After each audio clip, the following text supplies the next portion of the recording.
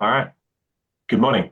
My name's Nick Hill from boutique insurance PR firm Prince Communications, and I'm here today to guide you through a webinar on Demex's new winter storm reinsurance solution, which is a world first of its kind. I'm joined by Demex's Chief Revenue Officer, Charlie Eadie, and Head of Reinsurance, Matt Coleman. And yes, I do know it's hot outside, even more so if you're in Europe, but as JFK said, the time to fix a roof is when the sun is shining. And with Munich Re reporting that nearly 1 in 2 carriers are listing winter storm as a top concern, now is absolutely the right time to talk winter storm insurance. Charlie and Matt are going to take us through the mechanics of the product, how rating agencies are likely to treat it, and a case study. You'll notice that we've also got a chat function running, so feel free to use that throughout the session, and a Q&A function. So after the presentation part, we will do a Q&A, so pop any questions that come up in there. So, Charlie, over to you. Awesome. Thanks, Nick. So I thought we'd start by introducing Demex for anybody that may not know us. We like to refer to ourselves as the secondary perils shop. So we found this gap in the aggregate market a few years back and started with a severe convective storm solution, which has gained a lot of traction and won some awards, as you can see here. And the good thing is that it's not just hypothetical, it's actually paid out. So in the past year, of the 7 deals that we had on risk for our severe convective storm working layer aggregate product, 6 of those paid out, including 2 full limit recoveries. And people naturally ask about the 7th. The good news is that our model tracked their indemnity experience, and they just didn't experience as much weather as the other books. So they did not expect a recovery. On that note, we build models for a large number of carriers, and some decide to transact and others do not. But for all of them, we ask to get their latest indemnity experiences. And what we've confirmed is that the model we train is within plus or minus 5% of their actual losses. We've also assembled a significant amount of capacity. As you can see here, we've got over $500 million committed. We've got about 16 capacity partners in our network, and we're just seeing a demand for SCS, given it's a big problem. But now, actually, one of our clients insisted that we build them a winter storm product, so we listened to the market, and that's why we're here today to launch just that. So beyond just a client asking us for a winter storm solution, we've obviously seen that winter storm can cause a significant amount of damage. Most folks remember 21. And although it's not quite as big as severe convective storm, the point is that this could have some impact on earnings, and we are here to solve for just that, to smooth earnings with a working layer solution. So what is it that we're doing? We're building a modeled loss aggregate product, and we found a particular sweet spot in the 3 to 5 year return period timeframe. And the compelling part about it is because we're using a model that's trained on the cedent's book, we've been able to secure pricing that's very compelling. We would argue roughly half of what the alternative would be in the indemnity space. And because it's modeled loss, that allows for quick settlement. So once the model exceeds a preset attachment point, the product starts to recover and pays out 45 days after the end of the quarter whenever it starts to attach. The way we look at this is typically as complementary to your core coverage. So we're usually fitting in just under retentions, and we can tailor this thing to fit just right within your existing program. So what is it that we're doing? Basically, we're asking for 7+ years of claims and exposure data. So ground up claims with addresses and exposures ideally broken down by county. And then we ask for what the projections are of exposure for the risk period. And then we're taking that data and coupling that with weather data to train a machine learning model that becomes the source of settlement. So For lack of better terms, think of it as claims regressed against weather to tease out the damage function of weather. And like I said, it's aggregate, working layer, settles quarterly, quick payouts. This is the same process we used for severe convective storm. We're just applying it to winter storm. The other thing to note is we don't charge for modeling. We're not like some other firms. We only get paid if there's a risk transfer that takes place. So to go a little deeper on what we're doing, we're taking that claims and exposure data from the client, coupling that with weather data that's at a 32 kilometer by 32 kilometer resolution. And in each of those grid cells, we're training this proxy claims index model, which translates weather into dollars of modeled loss. And a couple of the outputs from that are as if exposure claims predictions for the risk period, and then a probability distribution that we use for structuring the reinsurance program. And an example of what this looks like in practice is right here. So what you're seeing is the blue bars are the indemnity experience, and the green line is the Demex model trained on their actual loss experience. So it captures the peak loss years, it matches annual volatility. We can incorporate all the factors that maybe enforce terms and conditions, underwriting changes, et cetera. And like I said, we're observing that this is generally within plus or minus 5%, which is a great fit. Now I'll turn it over to, or I'm sorry, Nick, you wanted to run a question, right? Yeah, thanks, Charlie. So it sounds like a really skillful model, and I like the way that you use actual ground up claims data from the cedant to help train the model, because it just makes it so much more accurate than just taking in some industry data. So would like to get a little bit of a sense as to where everyone is with respect to winter storms. So I've got a couple of quick poll questions for you. If you're on the broking side of things, then just answer for either a client or a group of clients. So essentially, one around how frequently you're finding that your balance sheet's impacted by winter storms, and the other one in terms of how do you feel the severity and impacts of winter storms are. Let's make sure you get your answers in, and then we'll take a look at the answers. All right, can we see the answers now? Okay, so we've got a reasonable spread and quite a chunk in that 1 to 5 years return that Charlie mentioned before, and a lot in the sort of low to mid range, which also kind of hits the unexpected nature of things, which is a little bit about how this product fits in really quite nicely. But I'm not the best person to talk about that. So Matt is going to run through a case study to just give you a little bit more info as to how it works in practice. Great. Thanks, Nick. Thanks, Charlie. And where Charlie left off was the endpoint for this case study, this carrier that I'm going to walk through. Those bars that showed the actual claims and the line that showed the model was the output of the process we went through with the carrier. As Charlie mentioned, this carrier was already working with us on the severe convective storm side, and they approached us mentioning the amount of exposure that they have to winter storms and also the amount of loss they sustained, particularly in the years 2021 and 2022, due to the significant winter storm events that occurred. So the first thing we did was work with them to ingest all of their historical claims due to winter storms. And this map here is showing us the results of actual claims that they incurred during Winter Storm Uri back in February of 2021. And one of the first things we noticed was, despite the fact that a lot of winter weather and winter storms occur across the northern tier of the United States every winter, the claims during this significant event were rather minimal in northern states relative to the amount of claims sustained in southern states. And so this started to anchor us when thinking about, okay, what exactly is causing both the frequency and severity problem within the book of business of this particular carrier. Next slide.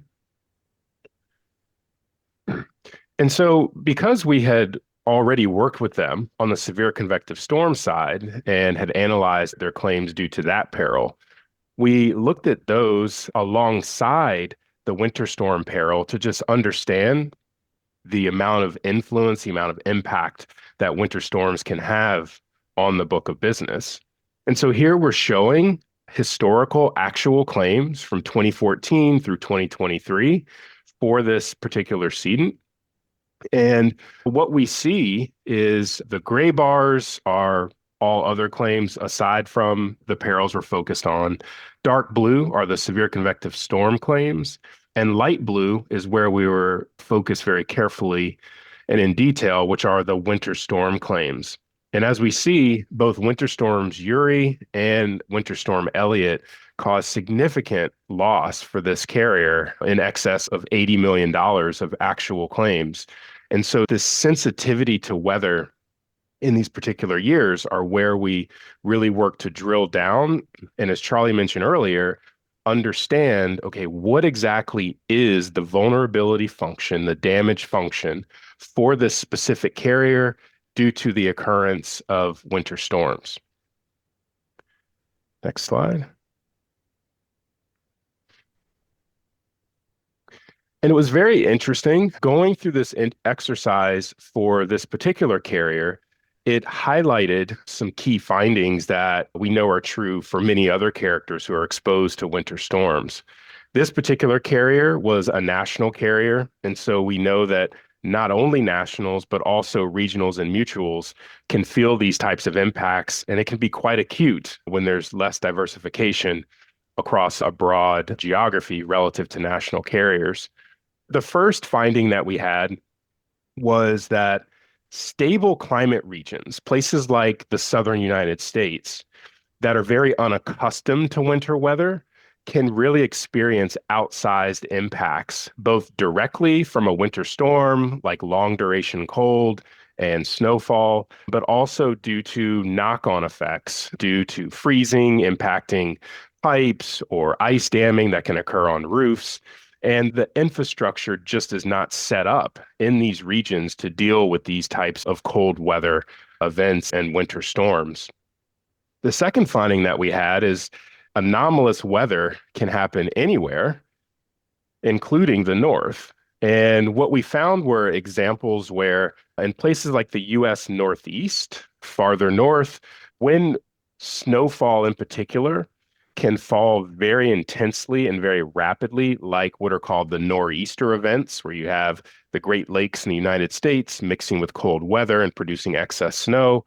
These events can also lead to outsized claims beyond expectation and really driving negative financial impact in this retained loss layer. And so this forms an initial grounding for us when we encounter any carrier and their historical claims. And ultimately, what we're able to do is customize and create a specific model and a specific modeled loss index that can be used to source affordable aggregate reinsurance. Awesome. Thanks, Matt. So I'll go a little bit further into the product and some of the market validation we've had.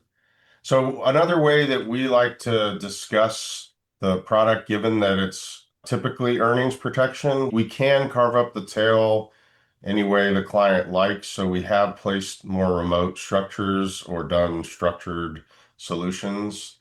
But generally, we're finding a unique value proposition in the 3 to 5 year return period. And so another way that we frame this for CFOs in particular is in terms of the combined ratio impact. And the fact is that this product can be the difference between a capital event and earnings event, or even just a good year. So this is a good way to frame it for clients. We seem to resonate with them when we talk about it in terms of their combined ratio. And if they've got a specific target, effectively, you can almost lock your earnings and smooth that volatility over the years. Further validation that we've gotten in the market is we've actually done a couple of webinars not too long ago, one with AM Best and the other with Demotech. And Matt is collaborating with S&P as well. The bottom line is they look favorably. They won't officially endorse a product per se, but in particular, the AM Best webinar, they go through exactly how they consider this type of modeled loss product and the credit that they would apportion to it. So I highly recommend viewing those. If you're interested, we can share them with you. The bottom line is that for a modeled loss product, the maximum credit that you can get is 90% with AM Best, and we fully anticipate to get just that. So this seems to resonate well with carriers. They obviously want to get capital credit. The next thing that comes up naturally, given it's, again, a modeled loss product, is basis risk. And the way we like to discuss this is in terms of the spectrum from indemnity being on the left, the lowest basis risk, although not zero, there's still basis risk everywhere. But pure parametric in the sense of a single variable triggered, like wind exceeding 75 miles an hour or rain above 2 inches, those would be on the right side of the spectrum and have higher basis risk. Why? Because obviously you've got an insured property in one location and a weather station somewhere else, and there could be a difference between the weather experienced at both those locations, and therefore those are the higher basis risk products. But that seems to be what people think about whenever you bring up the term parametric. And so, yes, technically our product is a parametric product, but the key difference is, whereas those are not calibrated whatsoever, the pure parametrics, ours is calibrated and trained on the actual cedents' claims and exposure data. And for that reason, we would say that we're somewhere between an ILW, industry loss warranty, and an indemnity product, and we would argue much closer to indemnity. Why? Because like I said previously, we're seeing our model prediction within plus or minus 5%. So that's just a discussion on basis risk, which we often run into. Obviously, you want to make sure the product's going to work when it's needed, but that's been proven out in the market in the case studies that we referenced where we saw 6 or 7 payouts. Another thing to consider is we had a client last year who attached after Q2, and earlier in the year we had looked at their other vendor model views of 1 in 100 expected loss for severe convective storm. And in one case, one model said 55 million, the other said 81 million, and they told us that they would take the average of those, and that would be their expected SCS loss for a 1 in 100 year. Well, the key thing is that our view of the 1 in 100, which is calibrated on their actual experience, not a set of assumptions, was 46 million. So had they used other models to set their attach point, they would not have recovered, but because they used our custom calibrated model, they did recover. And so I like to say it's pretty challenging to think of any situation where we would introduce more basis risk than is already being assumed in a program if you're using other vendor models to set attach points. So just some information about basis risk. We're happy to quantify and discuss in depth anything you need to help understand. This is a way that I like to draw the difference between us. When we start talking about modeling, people can often lump us in with other vendors, and that's just not us. We don't get paid to model. We only get paid if there's a risk transfer that occurs. But how does it compare to the others? And I'm not saying anything negative about other vendor models and their utility for CAT. If you are talking about catastrophic risk, that's where you should go. But if you're talking about secondary perils like severe convective storm and winter storm, we're your shop. And so again, the basis risk is minimized because we're calibrating on your data. It has speedy payouts because it either attaches or it doesn't, and that's pretty simple. We have significant capacity lined up, which is distinctly different from other approaches. We've effectively built a marketplace whereby we work through brokers to source demand on the cedent side, and then Matt has built up a panel of reinsurers that have vetted our approach, and they provide over $500 million in capacity. And like I said previously, we get a solid credit from the rating agencies. So a couple questions to determine if this is something for you to discuss further. Again, like Matt said, we've seen stable climates that aren't built for extreme winter struggle with some volatility due to winter storm, and others just get a more volatile experience, maybe in the Northeast. So if you're having an impact on your earnings, please do reach out.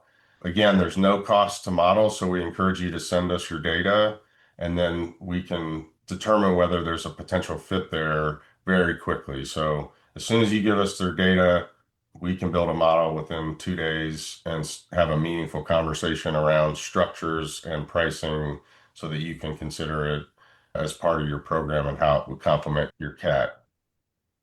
Again, it's a very straightforward and simple process. You submit your data. Again, if we get a complete data set, we can turn that around in a model in 2 days. And when we do that, we will have a set of suggested structures that are just a starting point for the conversation. But the good thing is Matt and his team is able to price and give an indicative quote so that you can use that for budgeting conversations before you decide to go out on an open market basis to those capacity partners that I mentioned previously. When we do that, that takes about a week, and we get quotes back promptly, and then it's bind and incept and mark quarterly and recover 45 days after the end of the quarter whenever it attaches. And that is about it. Great. Thanks, Charlie. We're going to move into the Q&A side of things. So if anyone's got any questions that you'd like the guys to answer, then please pop them into the Q&A. I must admit, one of the things that I noticed from what you're saying is the whole basis risk conversation seems to be something that crops up with parametric a lot. But your example of how when companies are setting their indemnity programs, quite often the way they're doing that is actually bringing a massive amount of basis risk in kind of at the front end. And so I think we always have to be aware of that when you're weighing up your different programs. So the first question that I've got, probably going to be one for Matt, is why do you use a parametric rather than an indemnity product? Yeah, the short answer is by taking a parametric approach with a modeled loss index, it's allowed us to reopen this market for secondary peril reinsurance. Following the structural reset of the market back in 2023, with retentions increasing 5 to 10 times on primary carriers, the indemnity aggregate reinsurance market effectively dried up. And so to think about why we've been able to help reopen this market, it's useful to look at the perspective of both a carrier and a reinsurer. Yes, a carrier would prefer to buy indemnity aggregate reinsurance. But if that's not available, or it's prohibitively expensive or prohibitively structured to extract a bunch of risk before you start actually accumulating loss toward an annual aggregate, what these carriers are finding is because we can create a customized loss index that tracks their indemnity experience so well, they're quite keen to buy protection on this basis. And as we mentioned, being able to vet this with regulators, with rating agencies, and both sides of the transaction has given a lot of confidence in this as an approach. Furthermore, the carrier very much likes being able to control the view of risk that ultimately gets priced by the reinsurers. We're tailoring the modeled loss index to their historical claims and exposures, and we're also tailoring it to their projected exposures for the upcoming risk period and also prevailing terms and conditions that will be in force. On the other side of the transaction, reinsurers very much appreciate that we are using frequency data, both on the weather and claims side, to predict frequency losses with higher skill than other loss models that are available in the marketplace. And so what this ultimately means is a reinsurer has lower loss cost uncertainty when they're pricing these frequent secondary peril risks. And so with a reinsurer being able to better assess the odds of a weather bet and source direct weather risk, which is what they want, without the varying socioeconomic risk, because all of that is fixed within the loss index, that ultimately creates a much more targeted coverage for the carrier than a blunt solution like an all natural perils cover or an industry loss warranty cover. And so ultimately, parties are coming back to the table and able to transfer risk in this parametric form on this modeled loss basis. Great. Thanks, Matt. From what you're saying leads me straight into another question of, well, how much does this actually cost? Yeah, so Charlie alluded to this earlier. Generally, we find that when aggregate coverage is structured in this form, it costs about half as much as an indemnity aggregate cover. And so we'll see that on a straight up comparison basis when we hear from a carrier or their broker what they're seeing in the marketplace and the rare instances that indemnity aggregate coverage is available. And one thing that's important is when structured within our modeled loss index, this is offering true ground up coverage to a carrier. Okay, it's not an index like a PCS index that doesn't really count losses below a certain threshold. It's not a highly structured indemnity aggregate cover, as I mentioned earlier, that has high occurrence deductibles that filter out a lot of loss before it actually accumulates to the annual retention.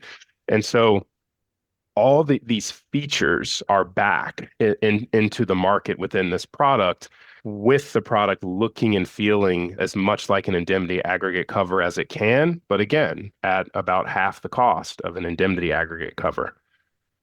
Great. Good to know. Got a couple of other ones.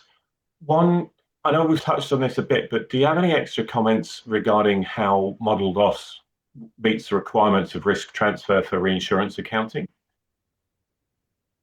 Yeah, we do. Absolutely. So generally, a reasonable place to start in terms of pattern matching are industry loss warranties. And so that is effectively a form of a parametric product that is known both by regulators, by rating agencies, and the ILWs are bought and sold every day. And so the accounting process, the capital treatment process that is afforded to and used to analyze a product like an ILW can absolutely be applied here to this modeled loss index. And just to drive home the point and make sure that rating agencies and other stakeholders are familiar with our product when it crosses their desk, that's why we've gone through the steps that Charlie mentioned with getting to know the rating agencies, making sure they understand how we create this highly calibrated index, and then helping us create the tactical list of steps that a carrier can follow in terms of information to gather, specific metrics to compute when they fill out the questionnaires that accompany this product to rating agencies and regulators. Cool. So when it comes to the data side of things, obviously you collect the data from the cedent and there's a period, I believe it's around about 10 years of claims or exposure data that you look for. What happens if the cedent doesn't have quite that amount of data? Are you able to fill in the gaps? Yeah, to some extent, we've done this in the past where we collect all this data and we've got, on the SCS side at least, we've got over 40 billion in industry claims in our database. And we have used that to augment portfolios in the past where they were lacking a little bit of experience. I saw the question from Will. I was just typing a response. But yes, we'd encourage you to submit data and start the conversation to see what's possible. Obviously, if we cannot build a predictive model, we'll be the first to tell you because it won't transact, right? So if there's not a there, you'll know immediately. But we encourage to submit data, see what we can do with the anonymized data that we have available. We have done it in the past and successfully transacted on that augmented portfolio. So yes is the short answer. Great. Thanks, Charlie. Looking like we've got just one more question. So what kind of season is the best time to buy this product? Yeah, so the answer is now, like we were alluding to earlier. And generally that I say that because most reinsurance programs incept on January 1st. Ultimately, it is the inception date of a carrier's program that'll determine when they want to start gathering data, commission a model to be built, and then ultimately transact reinsurance. And so right now is the ideal time to start gathering and sharing data with us. And on the weather side, there is some skill in predicting weather when you're leading up to a winter.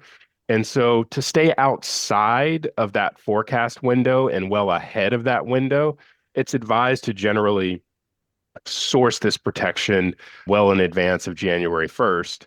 And so there's not any confusion, what we have seen is for protection that incepts on January 1st, it's of course going to cover the second half of one winter and then the first half of a subsequent winter. But ultimately, because we're modeling all of this risk and this loss on a ground up basis, inception and expiry can be chosen to be whatever the carrier wants. If they want protection from October 1st through March 31st, we can structure it that way. So ultimately, it's the carrier that dictates when this process starts, and it all ties to when they ultimately want their protection to incept. Great. Thanks, Matt. Good to know the sort of flexibility in terms of making it meet the cedent's need. We have just got another question in terms of naming the regulators who've given the okay for the product to be accounted for as prospective reinsurance accounting. Yeah, so what we've heard are some anecdotes from carriers who have bought this product in the past, and they've mentioned states like Illinois and Indiana, for example, in the Midwest, and they were wondering that exact question. Like, what do I package and show my regulator to demonstrate that what I'm buying is indeed reinsurance? And that's where we found pointing them toward the steps that they've already followed with industry loss warranties works very well. And that addressed the questions. And we've received these questions from boards of directors who know that they may have to report certain types of information to regulators. And we've also received these questions from accounting firms that represent these carriers who are asking the similar questions. And so that pattern matching exercise with ILWs is absolutely the starting point. And we know that product has jumped through the hoops for regulators, for rating agencies, and carrier boards. And so those same hoops can successfully be jumped through for our modeled loss index. Great, thanks. And I'm sure that you are able to have more precise conversations with individual cedents as you work through the process. We have touched on this last one, but just do the products provide capital relief in the eyes of AM Best? So we had some good guidance from AM Best. So do you want to just touch through that one, Matt? Yeah. So AM Best has produced some very good studies and white papers on how they think about and ultimately assess capital ratings for parametric products. And so when you look at those criteria that they've published, things like basis risk, things like what is there clean historical data available to assess risk? Is there an independent party like a Demex that has taken control of this model and this index? And so when we walk through that process with AM Best, we were happy to walk away understanding that we check all those boxes. And so in the capital rating model of AM Best, the maximum amount of credit that a parametric product can receive is 90%. And so what we learned was because this index is so highly calibrated to each cedent, that basis risk is relatively minimal. And along with these other check boxes that we successfully checked, that's why we fully expect to get 90% or as close to that as possible in terms of capital treatment. No significant concerns there amongst carriers as they ultimately do their diligence on the product and make the decision to submit a transaction to market. Charlie, do you have anything else you wanted to add on that? No, I think you covered it. Answered the question. I think so. And if you want to find out a little bit more about how AM Best are treating it and also how they suggest that you package everything so you get the most amount of credit, we had a really insightful webinar with them that you can find on the Demex website or on our LinkedIn pages, where AM Best actually run through all the steps. And obviously we can go through it in detail if you enter into a conversation. So I think that's all of our questions. I can't see any more have come through. So thanks very much for your time, Charlie, Matt. Been really insightful, and everyone for attending and their really great questions. I'd encourage you to take up the Demex's no commitment, no cost offer to get yourself a predicted loss model that you can really use to help shape your reinsurance program. And we'll send out a recording of this and the slides so you can refer to that later. Charlie's email address is up on the screen. So if you want to contact us directly, just drop Charlie an email. And lastly, have a great summer. And if your roof's leaking, make sure you fix it now. Thanks very much.